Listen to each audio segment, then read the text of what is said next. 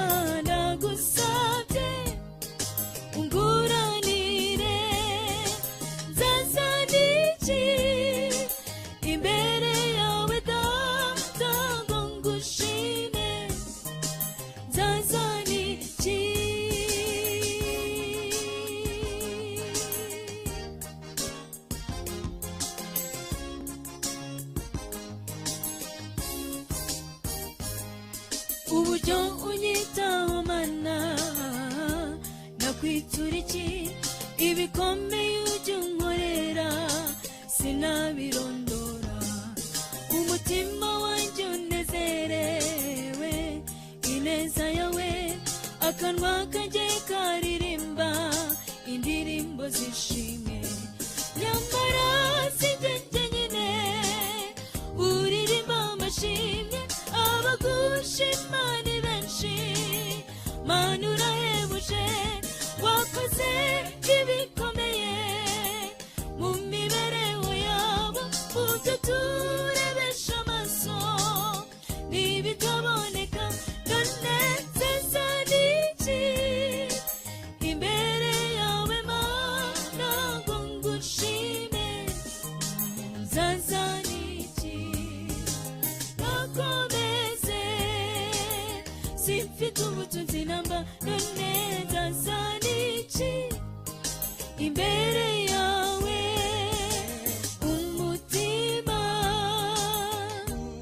nguyu uwutware niwo mfite, kandi nawo si mwiza. Ndagusabye unguranire. Nzaza n'iki imbere yawe Data ngo ngushime? Nzaza n'iki?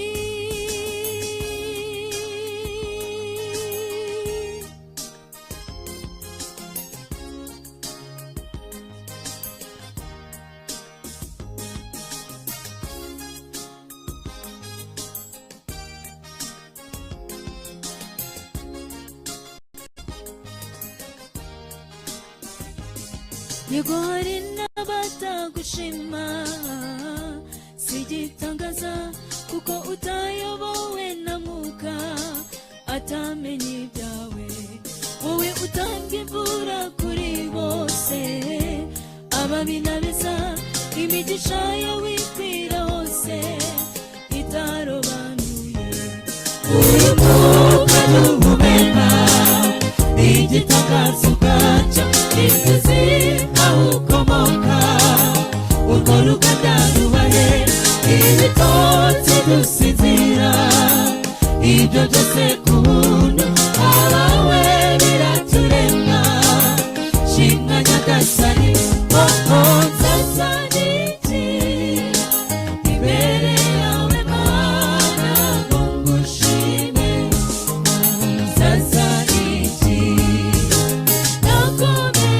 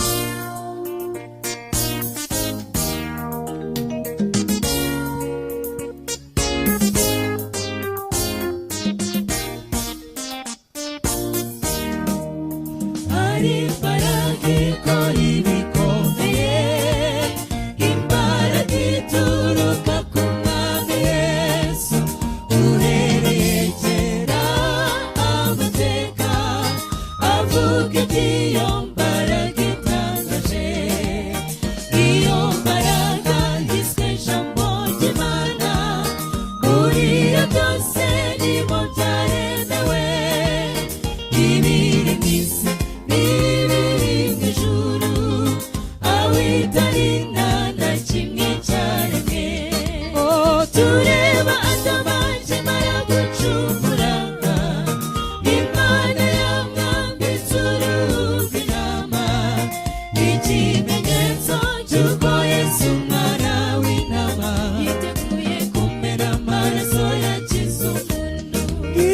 Imbaraga ikenewe na bose, abemera ndetse n'abatemera, abafite umubiri wose uko bangana, amaze bakire. Ngwino ifuzwe ibihe byose, abo turakwifuza bikomeye, iyi si ubu turimo iteye impungenge, tutagufite mu cyiza na byiringiro.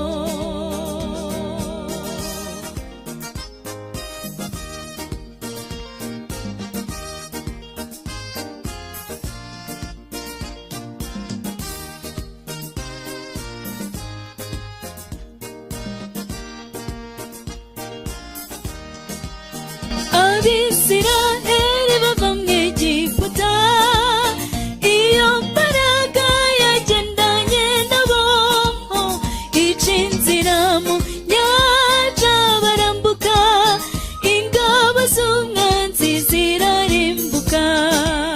bageze mu butayu bashonje cyane, iyo mbaraga imanura ibyo kurya, no mu rutare hava amazi aratemba, inzara n'inyota biba bishize.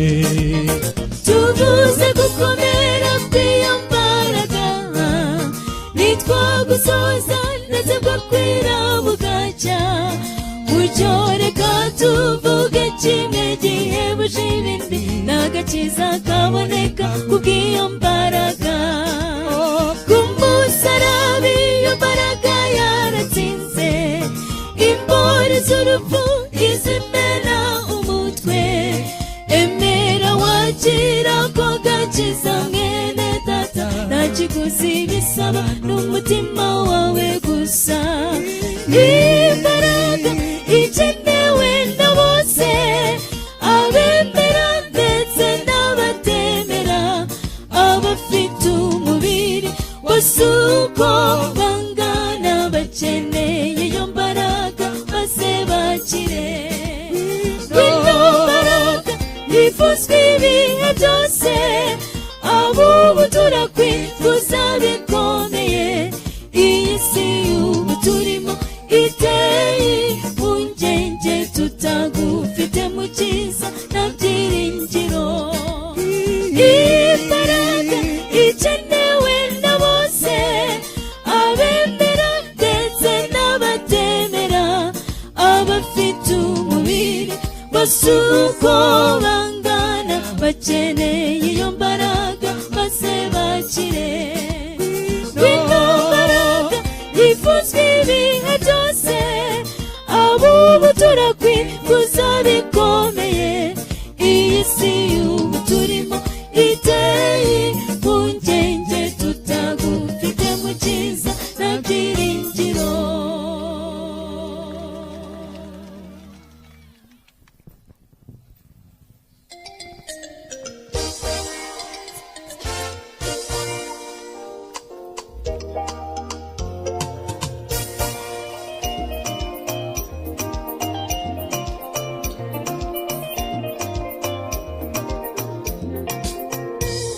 Oya, oya ye Mariya, Mariya we, ibyo tukuziho ni byinshi none urarengereye, urabizi nawe ukuntu wabaye ruharwa. Mariya, ese ninde utakuzi burya murwa w'impagatara? None Mariya, ni gute wabitinyutse kugira ubutwari bwo kugera muri iri teraniro? Yewe uranatinyuka wegera Mesiya w'Imana, Mariya ansawe.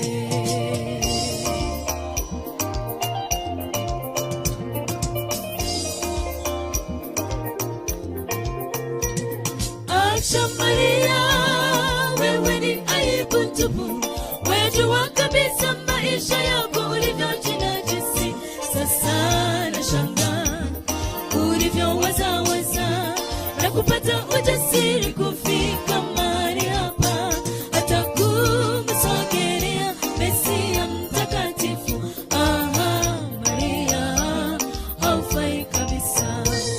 Ayo niyo magambo Maria yabwiwe wamusi yaririye ku birenge bya Yesu. Mu by'ukuri ayo magambo yaramutondetse, ariko ntiyamuca intege, kuko muri we yarafite ishimwe ry'ishimwe kubw'icyo Mesiya yaraherutse kumukorera. Ubwo rubanda bamuzanaga imbere ya Mesiya batuye tumufashe mpiri acumura kandi igicumuro cye, igicumuro cye gihanije ko gupfa.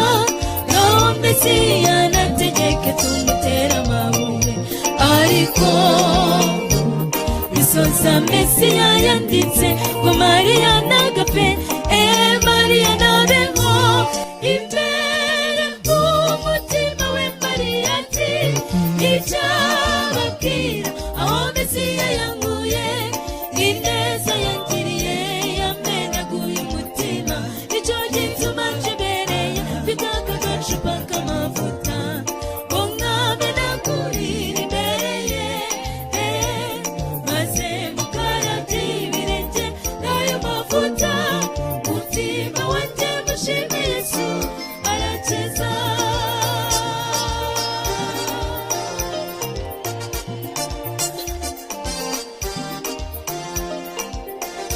Maria hakukatishwa tamaa na chochote, maana alijua nini alichotendewa.